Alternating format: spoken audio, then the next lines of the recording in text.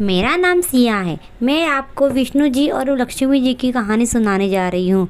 आपको ऐसी कहानी सुनने की इच्छा हो तो मेरे चैनल को लाइक करिए और सब्सक्राइब कीजिए। घर में सुख समृद्धि के लिए माँ लक्ष्मी और भगवान विष्णु की पूजा करना सबसे शुभ माना गया है। माँ लक्ष्मी धन और संपदा की देवी है तो प्रभु विष्णु जगत के पालनहार है। दोनों ये जोड़ी धरती पर लोगों का जीवन में संतुलन बनाए रखने का काम करती है। लेकिन क्या आप जानते हैं कि एक समय ऐसा भी आया था कि माँ लक्ष्मी की वजह से भगवान विष्णु की आँख में आंसू आ गए थे। आइए जाने इसके पीछे की वजह हो।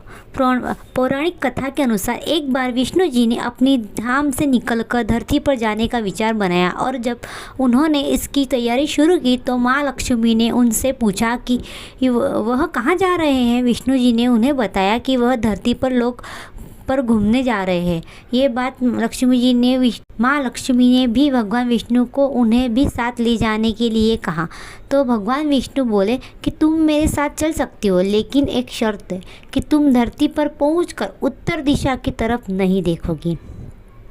माँ लक्ष्मी जी ने शर्त मान ली और जैसे ही माँ लक्ष्मी और भगवान विष्णु धरती पर पहुंचते हैं तो सूर्योदय की हुए थे और रात में हुई बारिश की वजह से आसपास की हरियाली की वजह से धरती काफ़ी खूबसूरत नजर आ रही थी, जिसके चलते वह भूल गई कि उन्होंने विष्णु जी को कुछ वचन दिया है और वह उत्तर दिशा की तरफ मुड़ गई और उस सुंदर बगीचे में चली गई।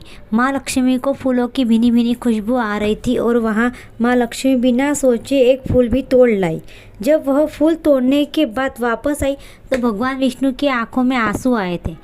माँ लक्ष्मी जी ने हाथ में फूल देख विष्णु जी बोले कि बिना किसी से पूछे उसकी चीज़ को हाथ नहीं लगाना चाहिए।